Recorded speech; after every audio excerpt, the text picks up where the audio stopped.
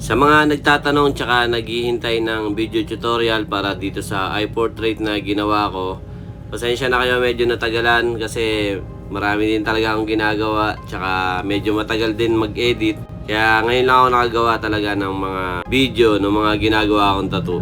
So yun, tara simulan na natin. Pero bago ang lahat, yung mga size ng needle na ginamit ko dito, 5RL, 3RL, 9M1, 15M1 at saka 15RM o Curve Magnum.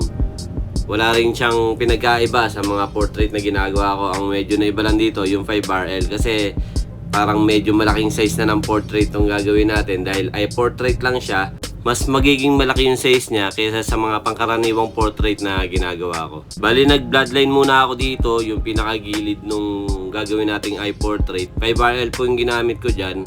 Bloodline, pero may konting tinta na wash para yun yung magiging hangganan nung eye portrait na gagawin natin. Tapos, yan, yung pinandetail natin sa mata, tsaka sa kilay, magkaiba. So yung pinandetail ko doon sa mata, 5RL. Tapos dito naman sa kilay, 3RL yung ginamit ko. So mas manipis kasi yung magiging gagawin nating hibla-hibla dito sa kilay niya. Kaya mas maliit din yung size ng needle na ginamit natin, 3RL lang. Para mas makita natin yung detail. Sa paggawa ng kilay, meron akong dalawang pamamaraan. Yung una, eto, liner yung gamit ko, 3RL. Tapos yung isa naman, Magnum naman po yung ginagamit ko pagka medyo makapal yung kilay nung kinokopya ko. Etong mata naman, gumamit tayo dito ng 5RL kanina nung dinidetalye natin tong mata. Tapos papasadahan ko naman uli siya ng Magnum. Para yung kaninang nagawang linya ng 5RL, hindi magmukhang solid lang, papasadahan natin siya ng Magnum. Pwedeng mas maliit na Magnum, 7 Magnum. Pero ako ginamit ko 9 Magnum. Pwede rin mas malaki kung mas malaking portrait din yung gagawin mo o kung saan ka komportabling gamitin na size, yun po yung gamitin natin. Bali, ginagawa ko yung paraan na yun para mapalambot ko yung itsura ng mata niya para mapagmukha natin siyang realistic. Tapos ang pagkukulay sa mata, kung mapapansin nyo doon sa mga ginagawa nyo, hindi kulay black lang yung parang pinaka mga talukap, yung parang sa may baba ng mata, yung parang nilalagyan ng eyeliner. Hindi po black lang, minsan kulay brown, minsan kagaya nyan may sienna. Pwedeng ganun, depende sa kinokopya mo. Tapos yung pinakaputi sa mata, lalagyan natin siya ng wash. Minsan skin tone yung naandyan. Pero ito, ang ginamit ko dito, light wash. Para pagka pinutihan natin siya mamaya, magmumukha siyang realistic pagka naghalo na yung puti at saka yung wash na hinagod natin.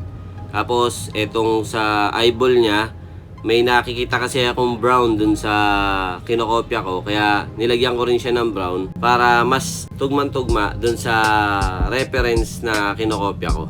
Yung mga kulay na ginamit naman natin dito, gumamit tayo ng dark brown, sienna, dark skin tone, medium skin tone, caramel, tsaka light flesh tone. Tapos yung iba dyan, minix ko na lang sa white para mag-light pa yung mga kulay na ginamit natin. Kapag nagawa mo na ng maayos yung mata, pwede na nating kulayan buong paligid ng mata o nung kalahati nung pinaka eye portrait para mag-highlight na tayo. Tapos lipat naman tayo dun sa kabila.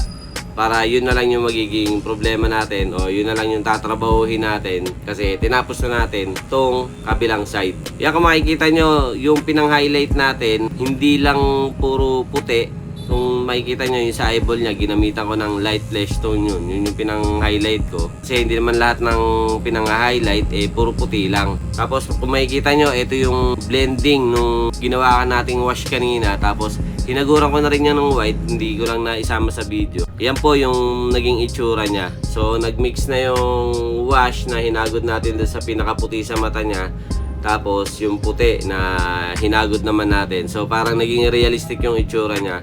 Minsan pwede nyong gawin kung halimbawa yung nasa reference, pwedeng kulay beige o kaya kulay mga skin tone. Pwedeng yun din po yung gamitin nyo para mapalabas nyo talaga yung itsura ng mata.